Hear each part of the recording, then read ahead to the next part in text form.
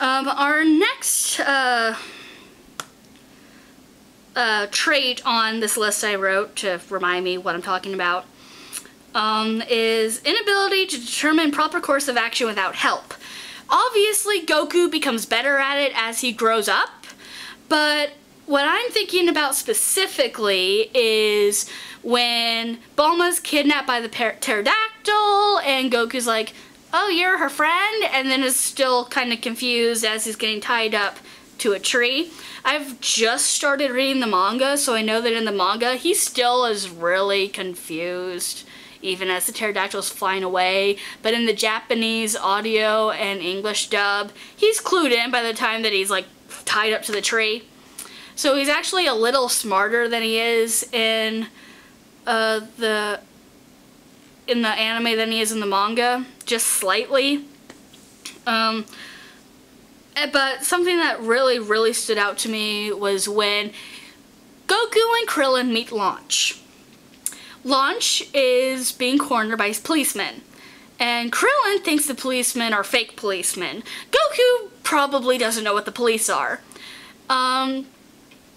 If you don't know who the police are, or why they would want to be arresting someone, the scene with Launch, who was crying and in tears and not knowing why she's being cornered because she's a peaceful Launch and not violent Launch right now.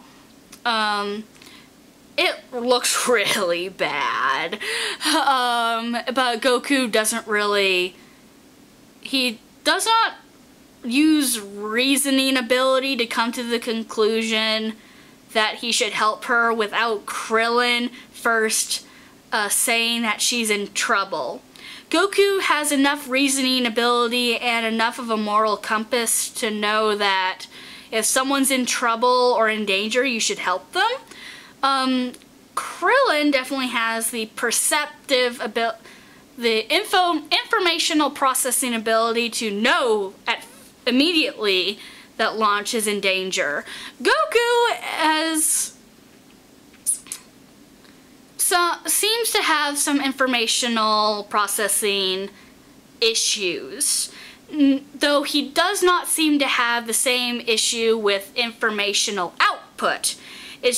I would say that any difficulty he has with output is connected to the fact that he's so uneducated and has never received a formal education or doesn't really know what certain words or concepts are, even though he is kind of surrounded by them. But he definitely has information processing input issues. Though once he knows what's going on, he uses his simplistic reasoning ability to come to conclusions. And when he's in a fight, he really knows what to do and how to do it and is really clever. And it's not that Goku is stupid in all areas. He is a very intelligent and capable fighter.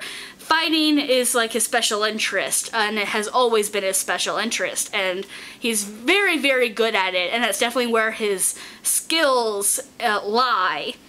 But when it comes to like figuring out what's going on around him and what he's supposed to do in certain situations, he really needs some help, especially in the beginning. And even when he doesn't need help making decisions, he still kind of stands there like, I have no idea why we're doing the thing, or why you're mad, Chi-Chi, or why this thing is happening, or why you're laughing, or what. He doesn't really get a lot of things, but he just kind of rolls with it.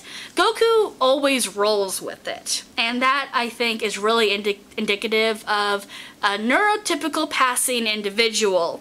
Even if people think you're stupid, or if people think you're slow or something, no one really wants to think about anybody as developmentally disabled unless it's really obvious, or if they tell you with words. They'll like either purposely ignore signs or just make up excuses for them or something, because it's actually it's so easy for people to do that they do it kind of without thinking about it. Mostly because A lot of people don't even know what the signs are, and part of that's part of education and awareness. Though awareness without acceptance is dangerous, and I'll talk about that in a different video, probably. So I think I've covered that well enough. So I'm gonna go ahead and go to the next one, especially since we're at the 20-minute mark. So I'll probably break this up into two-parter or something. So Goku takes instructions too literally. This is very obvious when he's goes on his training for the, was it the second Tenkaichi Budokai he goes to? Yeah, it is. The second Tenkaichi Budokai, the one where he ends up fighting Ten Shinhan in the final match. Before the whole year before that tournament, I think it was a year, Goku is training by himself, and Master Roshi tells Goku that he cannot use the Flying Nimbus.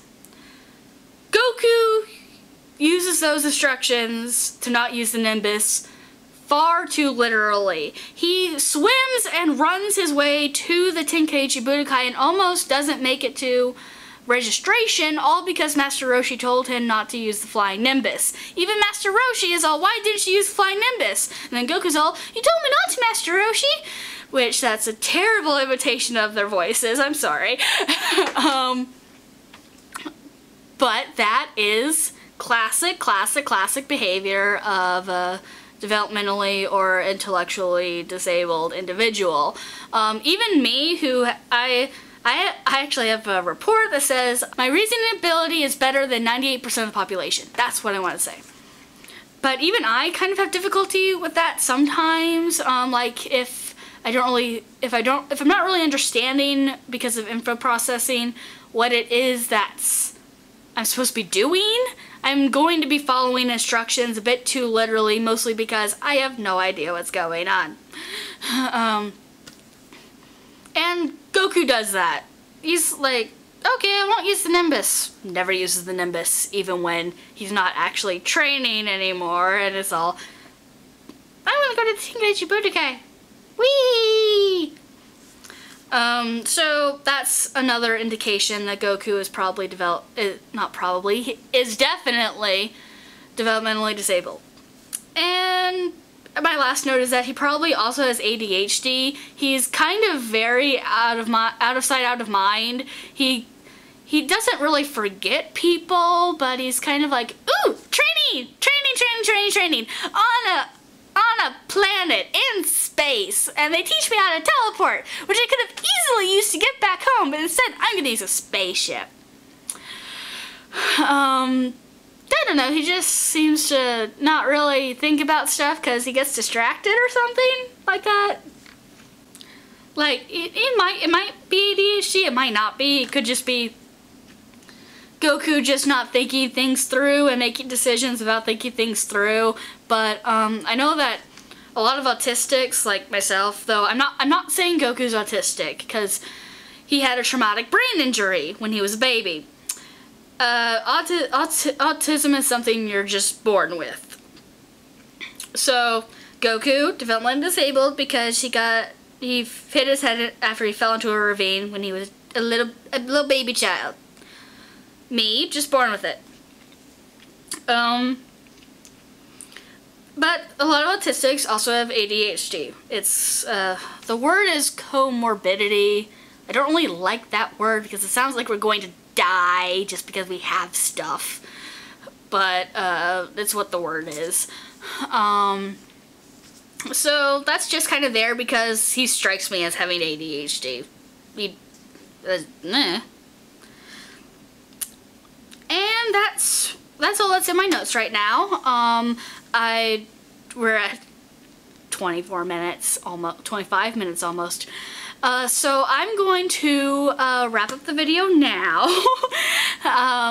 There are other reasons why I think Goku is developmentally disabled, specifically in how he interacts with the different characters. But all of that would make this video far too long. And so I'm just going to end this with saying that I'm going to talk about Yamcha and why he's severely underrated in another video. I'm going to talk about Yamcha's, I'm also going to talk about Yamcha's relationship with Goku in that video. I'm also going to talk about Goku and Chi-Chi's relationship and how Goku being developmentally disabled is kind of really important to consider when talking about Goku and Chi-Chi. Also some stuff about Chi-Chi that's important to keep in mind when talking about Goku and Chi-Chi's marriage and entire relationship.